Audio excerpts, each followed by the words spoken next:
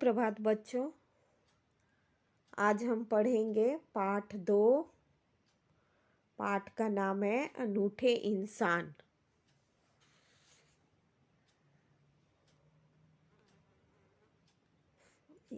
ये जो कहानी है, ये जो इकाई है, उसमें 2 प्रसंग है, 2 पार्ट है उसमें। प्रथम प्रसंग में फ्रांस के महान शासक नेपोलियन बोनापार्ट के बचपन पर आधारित है, जो हमें सत्य एवं प्रामाणिकता की राह पर चलने की प्रेरणा देता है। जबकि दूसरे प्रसंग में केरल की देशभक्त लड़की कौमुदी के सच्चे दान का निरूपण है। नेपोलियन बोनापार्ट फ्रांस देश के सम्राट थे। उनके बचपन की कहानी बताई गई है, घटना बताई गई है। इस घटना से पता चलता है कि सच्चाई का डटकर सामना करने का गुण उनमें बचपन से ही था। वह झूठ बोलकर अपनी गलती नहीं छिपाते थे। तो बच्चों, कहानी शुरू करने से पहले उसमें आए कठिन शब्दों के अर्थ को समझ लेते हैं। सत्यवादी, हमेशा सच बोलने वाला। आंख मिचौली, लुका छुपी का खेल। अचानक, एकाएक, टकराना, धक्का लगना। हानि, नुकसान। नाराज, अप्रसन्न।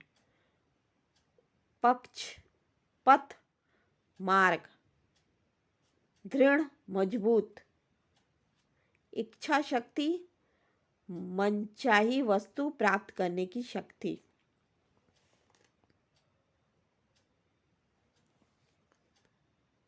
तो बच्चों, चलो अब कहानी शुरू करते हैं। ऐसा था नेपोलियन। नेपोलियन जब छोटा लड़का था, तभी से वह सत्यवादी था। एक दिन वह अपनी बहन इलाइजा के साथ आंख मिचौनी खेल रहा था। इलाइजा छिपी थी और नेपोलियन उसे ढूंढने के लिए इधर उधर दौड़ रहा था। अचानक वो एक लड़की से जा टकराया। लड़की अमरूद बेचने के लिए जा रही थी। नेपोलियन के टकराने से उसकी टोकरी नीचे गिर पड़ी।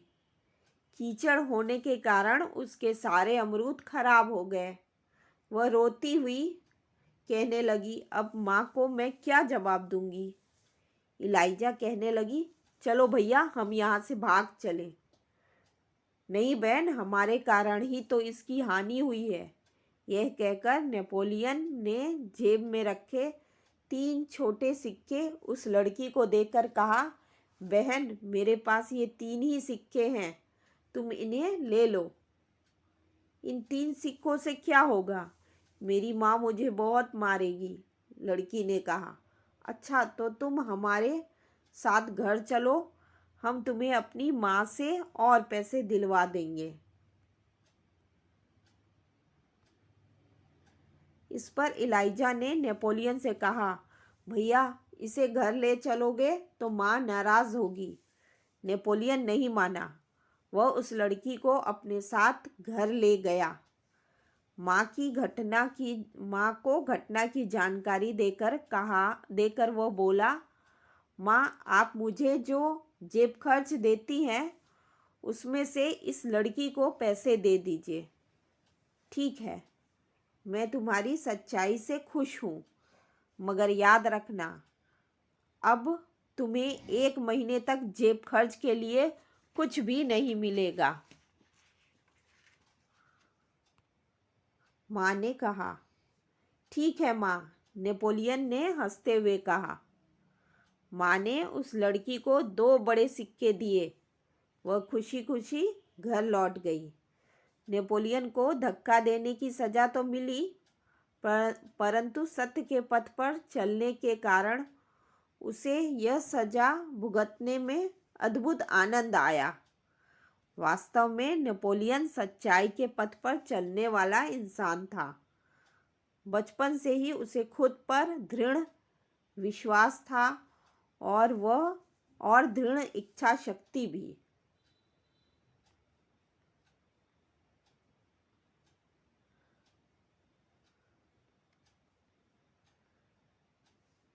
नेपोलियन जब छोटे थे तो वो बहुत सत्य में बहुत विश्वास रखते थे। वो हमेशा सच बोलते थे। एक बार जब वो अपनी बहन इलाइजा के साथ आँख मिचौनी का खेल खेल रहे थे तो इलाइजा छिपी हुई थी और नेपोलियन उसको ढूंढने के लिए इधर उधर दौड़ रहे थे। तभी अचानक एक लड़की से जा टकराए। वो लड़की अमरूद बेचने के लिए जा रही थी। उसकी टोकरी नीचे गिर पड़ी और नीचे कीचड़ था जिससे उसके सारे अमरूद गंदे हो गए, खराब हो गए। वो कहने लगी और रोने भी लगी कि वो माँ जब पूछेगी तो वो उसको क्या जवाब देगी। इलाइजा, नेपोलियन की बहन इलाइजा बोली, चलो भैया यहाँ से भाग चलते हैं। पर नेपोलियन नहीं माने। वो बोले नहीं, मेरे ही कारण तो उसकी हानि हुई है, उसको नुकसान सहना पड़ रहा है। ये कह के वो नेपोलियन जो थे अपने जेब में रखे 3 छोटे सिक्के उसके हाथ में दे दिए, लड़की के हाथ में। वो बोले कि मैं उसके पास अभी तो 3 ही सिक्के हैं, तुम इसी को ले लो। पर वो लड़की बोली, 3 सिक्कों से मेरा हानि थोड़े ही कम होगा, मेरी माँ मुझे बहुत मारेगी। तो लड़की से नेपोलियन बोले, अच्छा तो तुम हमारे साथ हमारे घर चलो, हम अपनी माँ से कह के तुमको और पैसा दिलवा देंगे। नेपोलियन की बहन इलाइजा फिर से मना की कि इसको घर ले जाएंगे तो माँ हम और डांटेगी, हमको भी डांटेगी, हम दोनों को डांटेगी।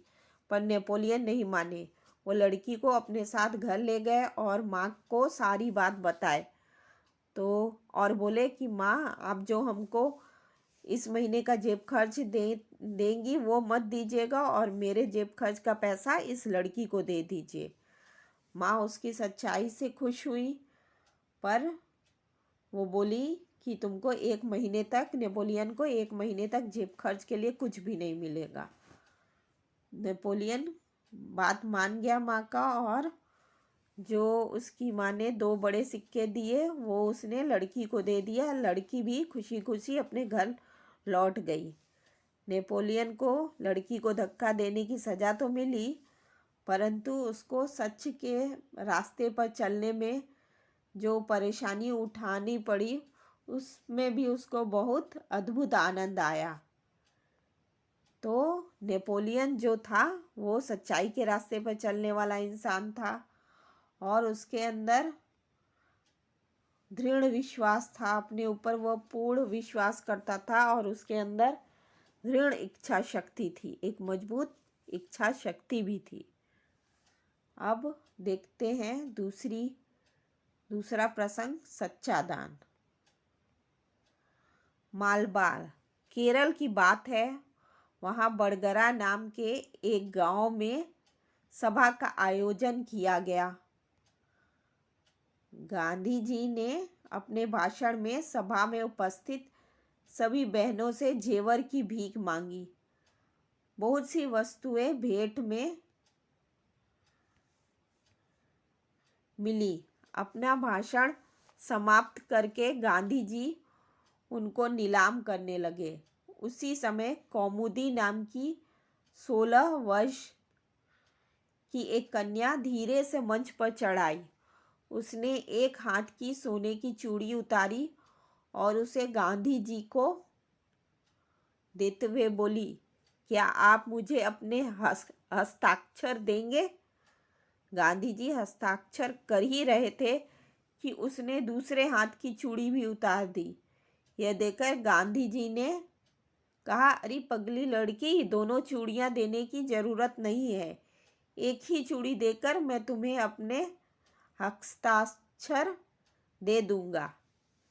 इसके उत्तर में कौमुदी ने अपने गले का स्वर्ण हार उतार लिया। गांधी जी ने पूछा, तुमने अपने माता पिता से आज्ञा ले ली है ना? बिना कोई उत्तर दिए उसने कानों में से रत्न जड़ित बूंदे भी निकाल लिए। गांधी जी ने पूछा, तुमने इन आभूषणों को देने के लिए अपने माता पिता से आज्ञा ले ली है ना? कौमुदी कुछ उत्तर देती इससे पहले ही किसी ने कहा, इसके पिता तो यही है ना, मानपत्रों की नीलामी में वही तो बोली लगवा कर आपकी मदद कर रहे हैं। अब गांधी जी ने कौमुदी से पूछा, तुम्हें यह तो मालूम होगा कि ये गहने दे देने के बाद तुम फिर नए गहने नहीं बनवा सकोगी। कौमुदी ने यह शर्त दृढ़तापूर्वक स्वीकार कर ली। गांधी जी ने हस्ताक्षर करने के बाद यह वाक्य लिख दिया, तुम्हारे इन आभूषणों की अपेक्षा तुम्हारा त्याग ही सच्चा आभूषण है। सच है, देश प्रेम से बढ़कर कुछ भी नहीं।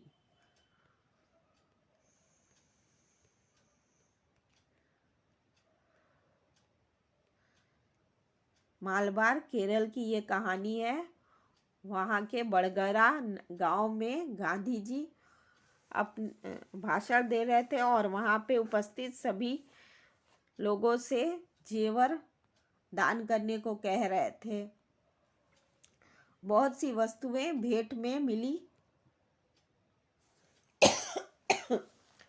वो अपना भाषण खत्म करके गांधी जी उसको नीलाम कर रहे थे। उसी समय कौमुदी नाम की एक 16 साल की लड़की धीरे से मंच पे चढ़ाई और एक हाथ की सोने की कंगन देते हुए कहा कि क्या आप मुझे अपना सिग्नेचर हस्ताक्षर देंगे? गांधी जी हस्ताक्षर कर ही रहे थे कि उसने दूसरे हाथ की चूड़ी भी उतार दी। तो गांधी जी ने कहा, अरे हम तुमको दोनों चूड़ियाँ देने की क्या ज़रूरत है, मैं एक ही चूड़ी में तुमको हस्ताक्षर करके दे दूंगा। इसके उत्तर में कौमुदी ने अपने गले का हार भी, सोने का हार भी उतार लिया। गांधी जी पूछे, तुमने अपने माता पिता से अनुमति ली है ये दान करने से पहले? कौमुदी ने कोई उसका उत्तर नहीं दिया और कान में जो रत्नों से जड़ित बूंदा था वो भी उतार कर दान देने लगी। तो फिर से वो पूछे, तुमने अपने माता पिता की आज्ञा ले ली है? कौमुदी कुछ बोलती इससे पहले किसी ने कहा, इसके पिता तो यहीं पे हैं, वो भी बोली लगा के सामानों की जो आपको दान में मिली है उसकी बोली लगवा कर आपकी मदद ही कर रहे हैं। तो गांधी जी ने कहा, तुमको तो ये मालूम होगा तुम कि ये गहने देने के बाद तुम अब कभी गहने नहीं बनवा सकोगी।